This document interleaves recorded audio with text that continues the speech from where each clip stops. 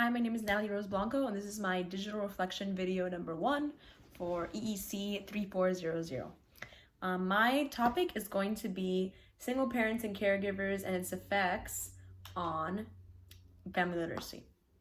I chose this topic because I just thought it was really interesting to see how single parents are able to be involved with their children and how hard it is for them because, again, they are single parents and they're usually from a household that's not two income, and so it can be hard to provide the stuff they need for their children, and how you can help single parents and caregivers be involved in their children's literacy and their education and how to do that.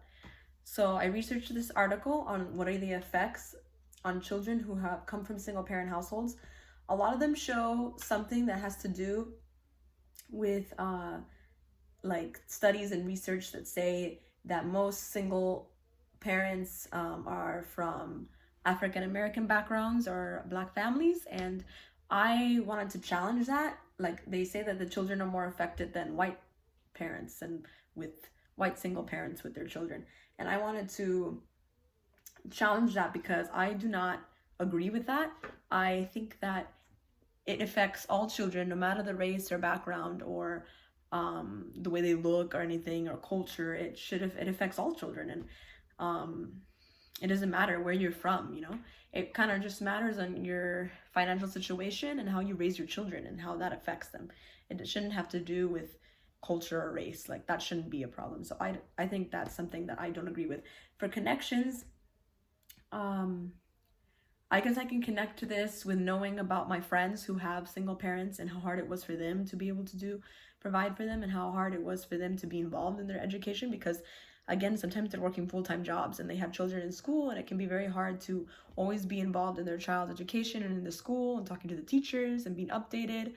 So that can be really hard for them, and so that's why I connect to it, because I remember seeing that hardship, and even now I still see it. There's a lot of single moms that I know in the church, and my church always wants to give back to them, and every Mother's Day we will give them a gift of a money gift, so that they can have the financial support, because they're not usually getting support from someone else working as well in the house.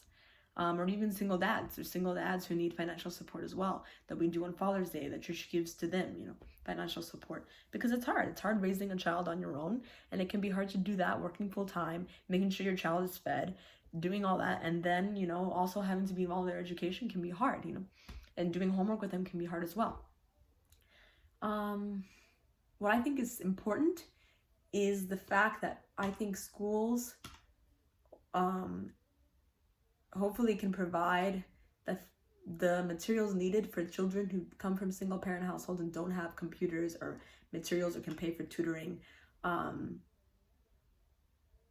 cannot really get their children involved in extracurricular activities. I think teachers should be in charge of trying to get their students to be involved, and maybe trying to do it in a way that makes it less tasking for the parents, because not a lot of children can do that because they need to be driven around and their parent can't. So I think that's important to do, to make sure that the teachers are involved and in every child's life and making sure that they can help the child. I think another way to do this is probably doing fundraisers to help support families like this, single parent households. Get them involved in programs such as, I found a program that's called the Institute for Child and Family and Health, which can help single parent households. Like in Miami-Dade, I found this, but there's a bunch of institutions around the world and the United States, and they can help parents and give them an education while also educating their child and teaching them how to take care of their children and how to be involved in their child's education, even if it's not being at the school for a day, but just getting involved and giving them the resources and the knowledge to be able to know how to do that. So that is my first video for this topic, and I will be making another one for the digital reflection too. Thank you.